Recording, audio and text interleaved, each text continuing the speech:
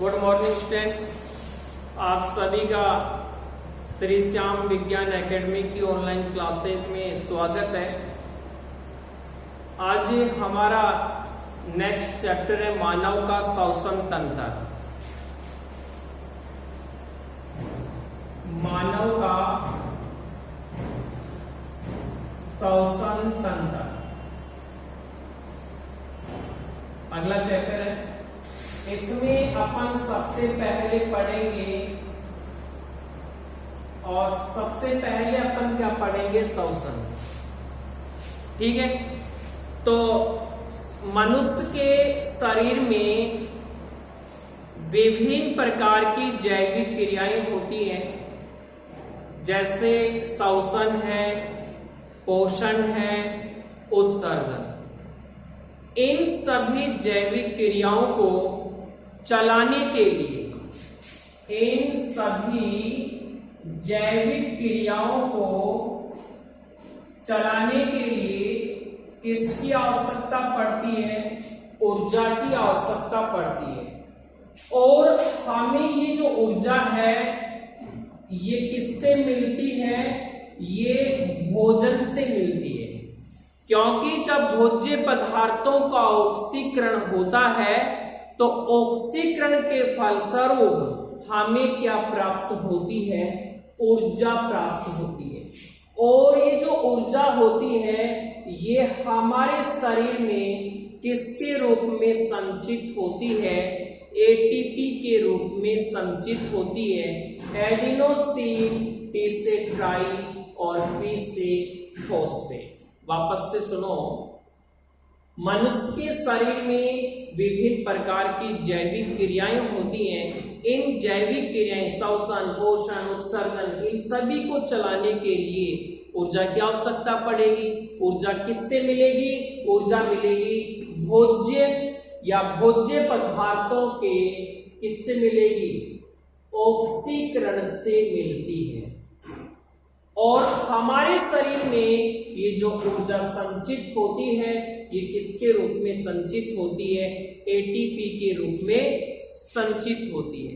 जब भोज्य पदार्थों का ऑक्सीकरण होता है उसके फलस्वरूप ऊर्जा मिलेगी। ऊर्जा इस एटीपी के रूप में संचित होती है और उत्पाद के रूप में यानी कि सब प्रोडक्ट के रूप में हमें कार्बन डाइऑक्साइड और जल की क्या होती है? प्राप्ति होती है। किसमें? श्वसन में। तो श्वसन कैसी प्रक्रिया है? एक जैव रासायनिक प्रक्रिया है। श्वसन एक कैसी प्रक्रिया है? श्वसन एक जैव रासायनिक अभिक्रिया है या प्रक्रिया है। अगर अपन श्वसन की चलो प्रकार देखें तो जो श्वसन होता है वो मुख्यतः कितने प्रकार का होता है? एक होता है बाह्य श्वसन और एक होता है आंतरिक श्वसन।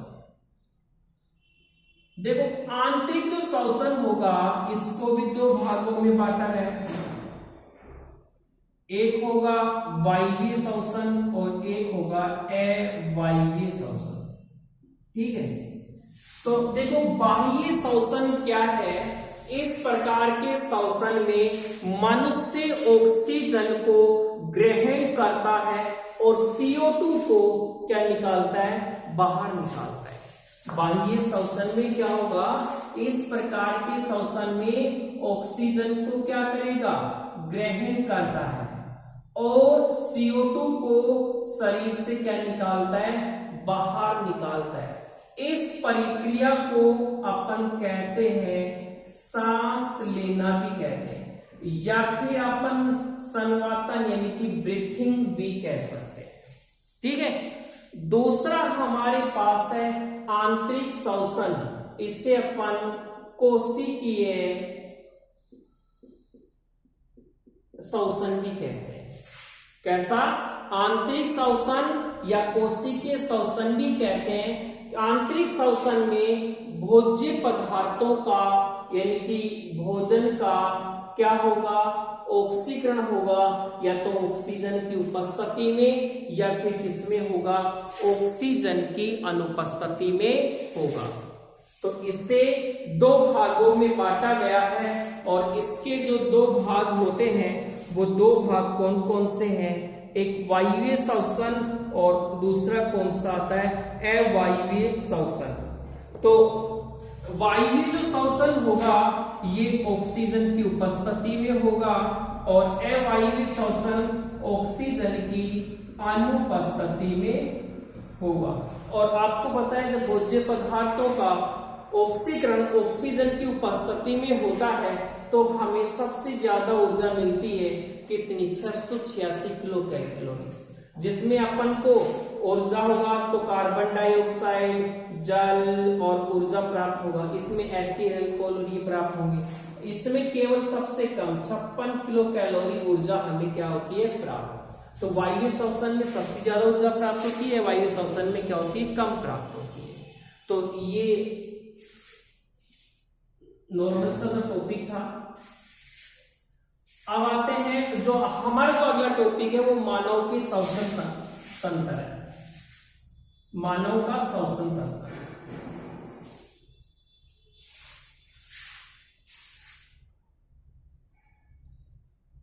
मानव का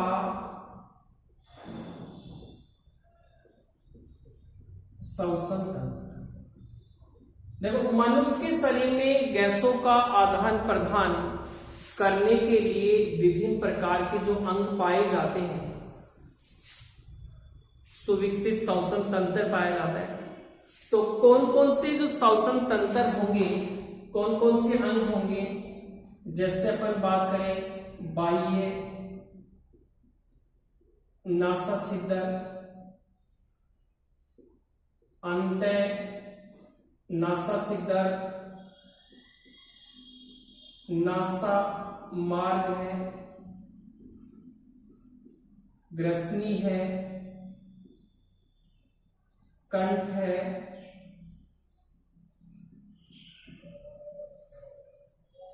श्वास नली है और सातवां जो पॉइंट पढ़ेंगे वो लंग्स पढ़ेंगे, फेफड़े। तो मनुष्य के शरीर में विभिन्न प्रकार के गैसों के आदान प्रदान करने के लिए एक सुविकसित श्वसन तंत्र पाया जाता है, जिसके माध्यम से गैसों का क्या होता है, आदान प्रदान होता है। ये कुछ अंग मैंने आपको लिखे हैं, जैसे बाह्य नासा छिद्र है, अंतः नासा छिद्र है, नासा मार्ग है, ग्रसनी है, कंठ है और श्वास नली है। तो इनको अपन एक बार देख लेते हैं। देखो मनुष्य के अंदर एक जोड़ी नासा छिद्र अंडाकार आकृति के पाए जाते हैं। नासा जो छिद्र होंगे वो कैसी आकृति के होंगे, अंडाकार आकृति के होते हैं। कितने जोड़ी होंगे वो पाए जाते हैं, कितने जोड़ी, एक जोड़ी। यानी कि मनुष्य के अंदर एक जोड़ी अंडाकार आकृति के नासा छिद्र पाए जाते हैं। इन दोनों नासा छिद्रों के बीच में एक पट्ट पाया जाता है जिसे अपन कहते हैं नासा पट्ट। देखो ये जो नासा पट्ट क्या काम करता है, दोनों नासा छिद्रों को अलग अलग करने का क्या करता है, कार्य। उसके बाद में बाह्य नासा छिद्र अंतः नासा छिद्र में खुलेगा, अंतः नासा छिद्र किसमें खुलेगा, नासा मार्ग में खुलेगा।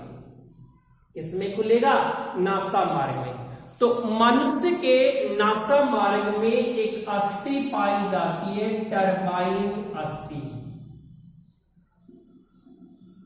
और ये जो टरबाइन अस्थि होती है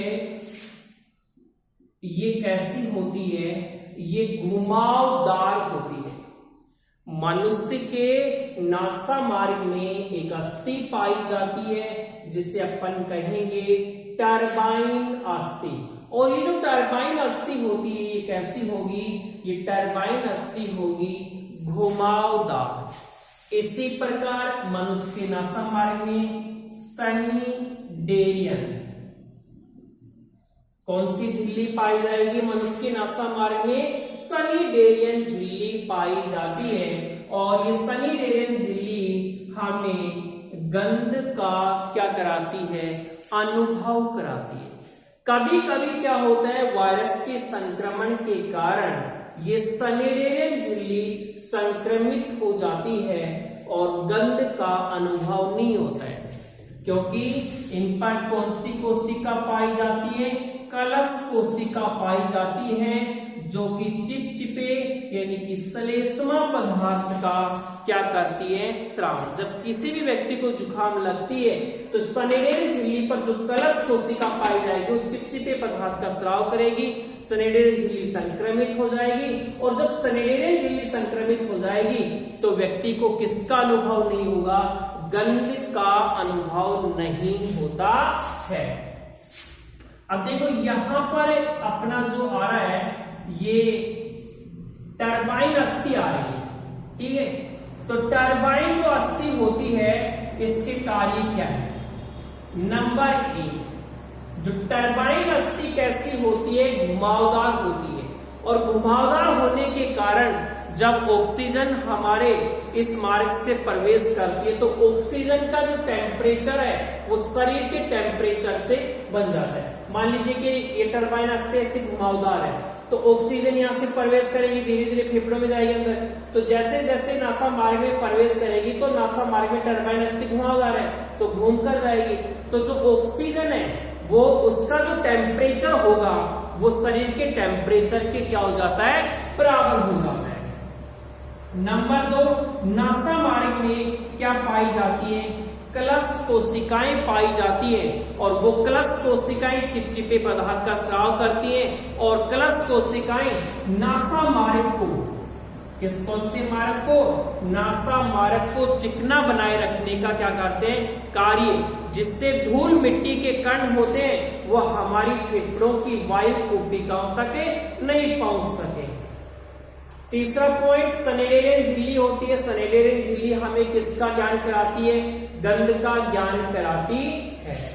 इसलिए इसके कार्य हो गए।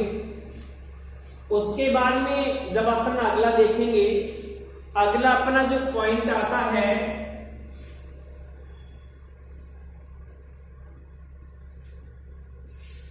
देखो कंठ और ये श्वास नली लेते हैं। मनुष्य का जो कंठ होता है उस कंठ में पाए जाते हैं सवर रज्जु और ये सवर रज्जु क्या उत्पन्न करते हैं, ये ध्वनि उत्पन्न करने का क्या करते हैं, कार्य। मनुष्य के कंठ में क्या पाए जाते हैं, सवर रज्जु, जो ध्वनि उत्पन्न करने का क्या करते हैं, कार्य। इस कंठ में एक त्रिभुजाकार कक्ष के समान क्या पाई जाती है, संरचना पाई जाती है और ये जो त्रिभुजाकार संरचना है ये कंठ को क्या प्रदान करती है, सहारा प्रदान करती है। इस कंठ में उपास्थियां पाई जाती है। कौन कौन सी उपास्थियां हैं, थायराइड उपास्थि है, टिरकोइड उपास्थि है, एरिटिनोइड उपास्थि है और एपिग्लोटिस है। ये उपास्थियां कौन कौन सी, यानी कि इसमें कंठ में उपास्थियां पाई जाती हैं, थायराइड है, टिरकोइड है, एरिटिनोइड है और एपिग्लोटिस। मैंने बताया था ये जो एपिग्लोटिस है इसे अपन ट्रैफिक पुलिसमैन के नाम से भी जाना जाता है। क्यों, क्योंकि जब अपन भोजन को निगलते हैं तो ये एपिग्लोटिस घाटी द्वार को ये क्या कर लेता है, बंद कर लेता है और भोजन को इसमें जाने से रोकता है, भोजन को श्वास नली में जाने से क्या कर देता है, रोक देता है। इसलिए इसे अपन ट्रैफिक पुलिसमैन के नाम से भी इसे क्या किया जाता है, जाना जाता है। कंठ में, इस कंठ में एक क्या छिद्र पाया जाता है, उस छिद्र को अपन क्या कहते हैं, घाटी द्वार कहते हैं। इस घाटी द्वार के ऊपर एक उपास्थि का बना ढक्कन पाया जाता है। वो ढक्कन क्या कहलाता है? एपिग्लोटिस कहलाता है। क्या कहलाता है? एपिग्लोटिस कहलाता है, जो कि भोजन को श्वास नली में जाने से रोकने का क्या करता है? कार्य। उसके बाद में देखो श्वास नली है। श्वास नली की जो लंबाई होती है वो लगभग कितने सेंटीमीटर होती है? तो इसकी जो लंबाई होती है वो लगभग 12 सेंटीमीटर होती है। और ये जो श्वास नली होती है ये आगे चलकर दो भागों में बढ़ जाती है, सॉरी, दाएं फेफड़े और बाएं फेफड़े में प्रवेश कर जाती है। इस श्वास नली में छल्ले पाए जाते हैं। कैसी आकृति के? अंग्रेजी वर्णमाला के सी आकृति के, या फिर किसकी आकृति के? ओ आकृति के क्या पाए जाते हैं? छल्ले। किसमें पाए जाते हैं? श्वास नली में। सॉरी, ठीक है, क्या पाए जाते हैं? छल्ले। श्वास नली में सी या फिर ओ आकृति के बने छल्ले पाए जाते हैं। ये छल्ले क्या काम करते हैं? श्वास नली को पिचकने से रोकने का क्या करते हैं? कार्य करते हैं। या आज हमारा इतना हो गया। कल हम जो पढ़ेंगे वो पढ़ेंगे लंग्स के बारे में। आज का इतना ही काफी है।